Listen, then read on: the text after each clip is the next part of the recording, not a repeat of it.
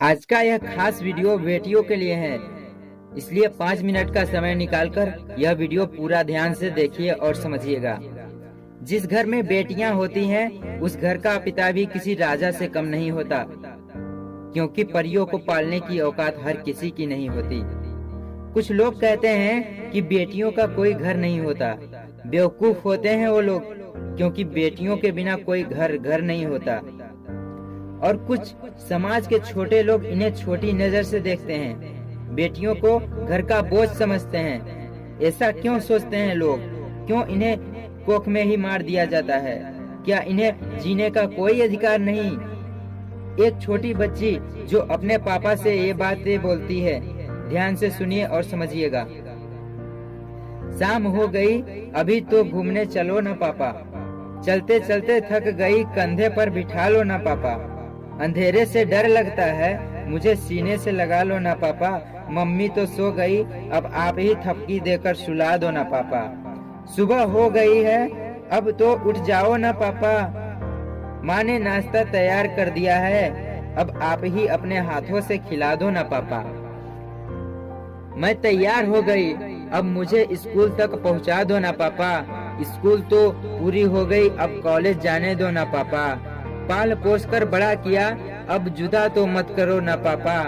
अब डोली में बिठा ही दिया है, तो आंसू मत बहाओ ना पापा। आपकी मुस्कुराहट अच्छी लगती है, एक बार मुस्कुराओ ना पापा।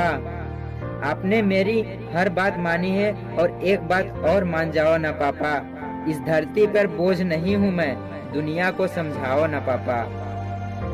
सोच सोच का फर्क है जनाब, वरना बेटी तो वही होती है, पर कुछ लोग इसे बोझ समझते हैं, तो कुछ लोग अपना गुरूर। घर की शान होती हैं बेटियां, पिता का गुमान होती हैं बेटियां, ईश्वर की आशीर्वाद होती हैं बेटियां, यूं समझ लो बेमिसाल होती हैं बेटियां।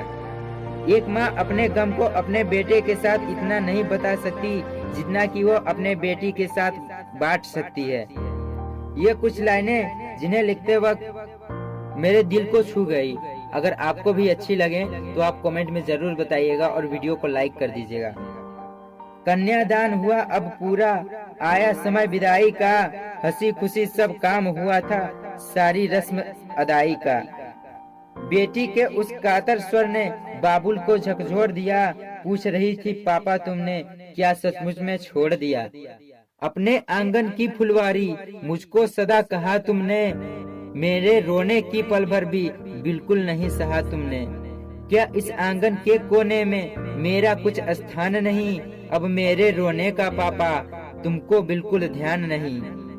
देखो अंतिम बार देहरी लोग मुझसे पुजवाते हैं, आ करके पापा क्यों इनको आप नहीं धमकाते हैं? नहीं रोकते चाचा ताऊ, भैया से भी आस नहीं, ऐसी भी क्या निष्ठुरता है, कोई आता पास नहीं। बेटी के बातों को सुनकर के पिता नहीं रह सका खड़ा, उमड़ पड़ा आंखों में आंसू, बदहवास सा दौड़ पड़ा। कातर बछिया सी वह बेटी लिपट पिता से रोती थी, जैसे यादों की अक्षर वह अश्रु बिंद से धोती थी। छोटा भाई कोने में बैठा बैठा सुबक रहा, उसको कौन करेगा चुप अब, वह कोने में दुबक रहा। बेटी के जाने पर घर ने जाने क्या क्या खोया है, कभी न रोने वाला बापू फूट फूट कर रोया है। शादी को कितने साल भी क्यों ना हो जाए, दामाद कभी भी अपने ससुराल को अपना घर नहीं समझता, लेकिन एक बेटी शादी के 2-3 दिन बाद ही ससुराल को अपना घर बताने लग जाती है। एक वो महिला होती है जो ससुराल घर के सारे काम करती है और ताने भी सुनती है, और वहीं एक मर्द को उसके ससुराल घर में कोई ऐसा कुछ बोल दे तो वह ससुराल नहीं जाता। बात थोड़ी कड़वी है पर सच है। किसी ने एक लड़की से पूछा, एक लड़की का जिंदगी में सबसे दुखी का लम्हा कौन सा होता है? वो रोते हुए जो बोली उसे आपको सुनना चाहिए। उसने कहा, शादी के बाद अपने ही घर में मेहमान बनकर जाना दुखी का सबसे बड़ा लम्हा होता है। कहते हैं औरत की उम्र और पुरुष की कमाई कभी नहीं पूछनी चाहिए। इसका कारण यह है कि औरत कभी अपने लिए नहीं जीती और पुरुष कभी अपने लिए नहीं कमाता।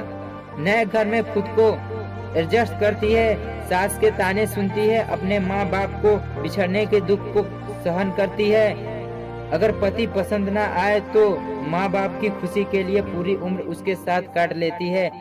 पता नहीं कितने दर्द दिल में लेके ये लड़कियां जिंदगी जीती हैं। जमाना तो यूं ही इनको कमजोर समझता है।